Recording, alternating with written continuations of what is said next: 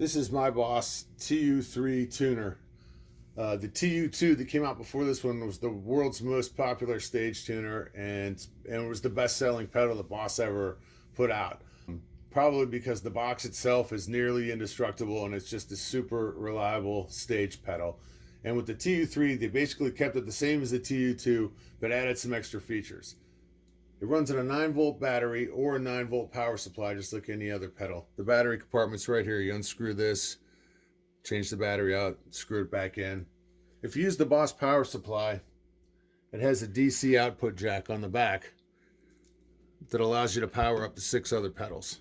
It has 2 different modes. It has Chromatic mode, which automatically detects the string you're playing and displays it by the letter of the corresponding string on the display.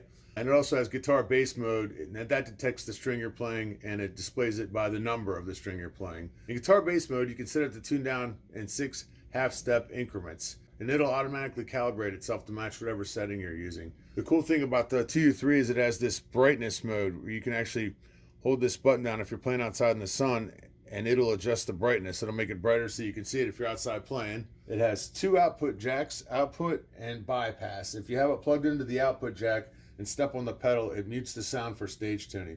With the bypass, the sound is continuous and there's no interruption. And you can actually use both of the jacks and send the signal to 2 different places if you wanted to. And it probably has a bunch of features that I'll never use, but I know that this is the best stage tuner I've ever had, and this is something that I absolutely have to have with me when I'm playing live.